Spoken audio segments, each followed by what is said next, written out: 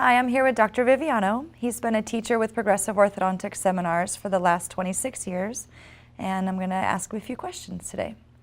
So, Dr. Viviano, tell me what made you want to start learning orthodontics? When we graduate from dental school, typically we don't have a lot of orthodontic education, and I didn't have any from UOP when I graduated in '83. When I started my practice, I started it from scratch, and I had a few friends that were working in a large group practice, and I started solo in that practice, just building my own practice. One of the dentists in the practice was practicing orthodontics, and he was using a technique called the Witzig technique. And I looked at what he was doing, and it looked fairly easy to me at the time. So I just started doing orthodontics, just with no formal education at all. I just started doing it, and would ask him questions, and he would help me out. So it wasn't like I was just, flying, on the seat of my pants. But when I got to the point where I needed to do some case finishing and actually idealize the bite and deband these people, they weren't coming out as good as I wanted them to. So at that point I realized that I didn't have enough education. I started looking around, eventually found Progressive, and I had taken a couple of courses previous. Progressive wasn't the first course I took, but it was the last course that I took. Okay. And you took the course 30 years ago almost? Almost 30 years ago. Okay. Tell me about some of the early days at Progressive Ortho. Some of the early days, well, we had it, I was in a course called San Francisco No. 2, which was the third course that Don actually taught. Huh. And he actually would fly up for the weekend from here, and we would meet at the Embassy Suites in South San Francisco. There was about 40 of us.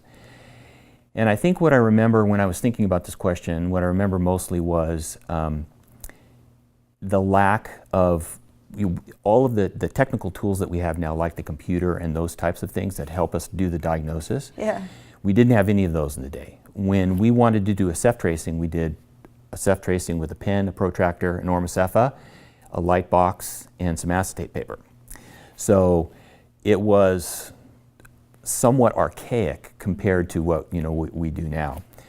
And then since I've been doing it for so long, that question could just kind of go on and on and on. But as the years went by, obviously, things got better and better, more technical until now. Today, we've got the small stream software, which is just fantastic.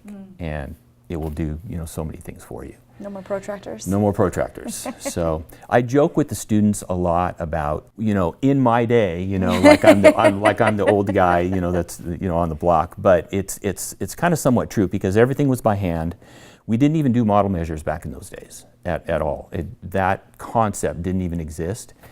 And even when we started doing model measures, what we used to do is put the models on a scanner and once again take our protractor and draw our lines and do our model measure that way. So it was very hands-on back in those days. Okay. And one of the things that makes you unique in our group of POS instructors is the Business of Orthodontics class that you teach. It's now currently being offered online at SmileStream.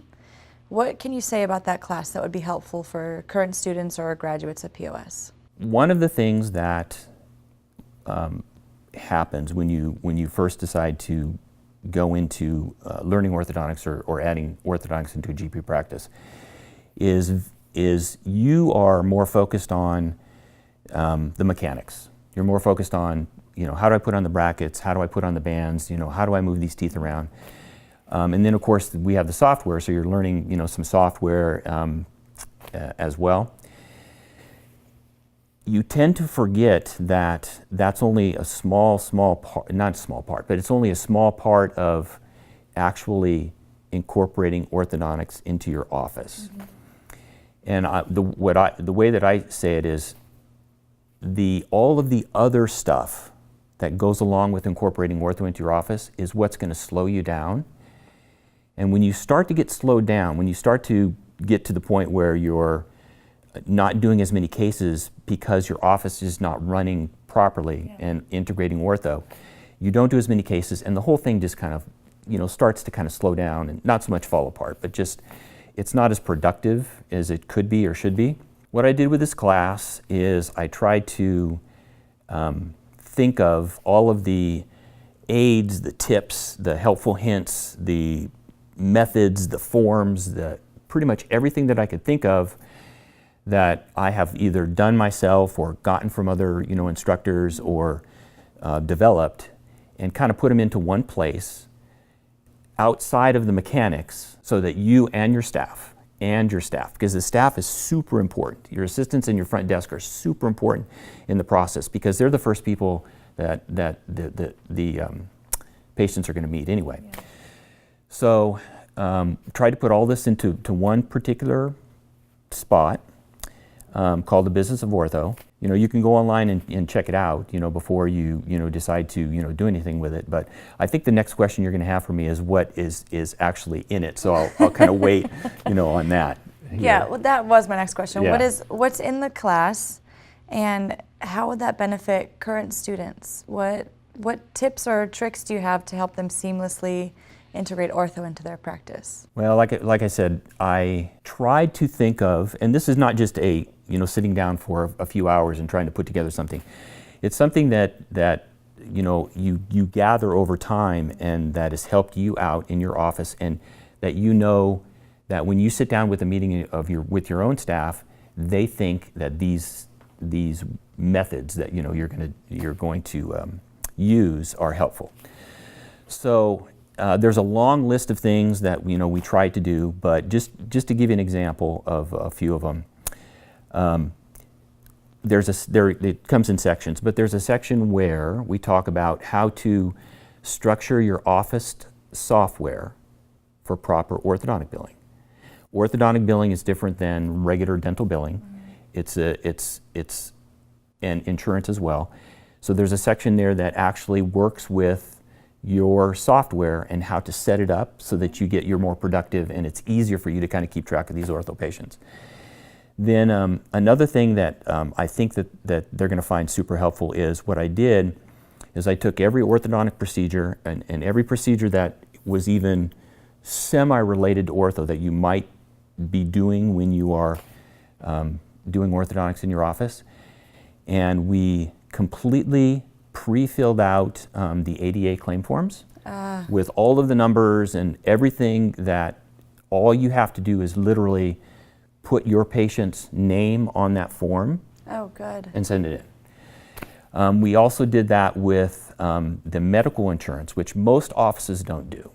But you can actually bill medical insurance for your temporomandibular joint issues, your sleep apnea, and if you can do Botox, or if you're doing Botox for migraine or TMD, you can bill that via medical. So there's a section on billing medical, all those things to medical, and also the same thing, we pre-made out the forms for you so that all you have to do is put your patient's name on there and you can send it in.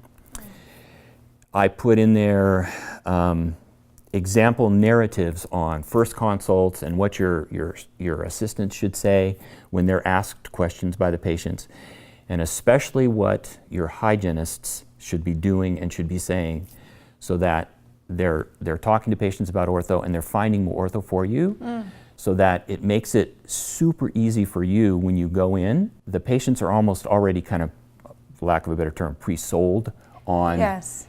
The need for ortho or what ortho can do for them and that type of thing. And then lastly, there's a lot of other things in there, but the last thing that I did when I was thinking about this was, it's all fine and good to have this in one spot where you can actually give it to your staff and work with your staff and have these meetings. But what happens if you had any questions? What happens if you needed any help? What happens if you need anything like that? So what I did with the course is I added 30 days of consultation, phone or email consultation, where either the dentist or any of his staff members, from front desk to assistants to hygienists, they can call my office, and if they're having any problems, we'll walk them through the process. Great. If they're having a problem filling out a form, if they're having a problem with even really mechanics, that type of thing, we'll just, whatever it takes to walk them through any of the difficulties that they're having, we'll do that. Oh, that's really helpful. So, we'll see. We'll see how it works. We'll see how much time it takes me, Yeah, to do that, or my absolutely. staff. So, we'll see. Yeah, those are some of the, from my perspective, talking to our students and our graduates every day on the phone, those are some of the big questions that we get that isn't really covered in the regular series. And so it's great that you have this class to help them figure out the rest of the aspects of ortho that aren't strictly mechanics or finishing, or so I think that's going to be really helpful. Yes, I'm hoping. I'm really hoping. Yeah, absolutely. So. Well, thank you so much for your time today. Thank you guys for watching. If you're interested in that Business of Ortho class, you can find it on SmileStream.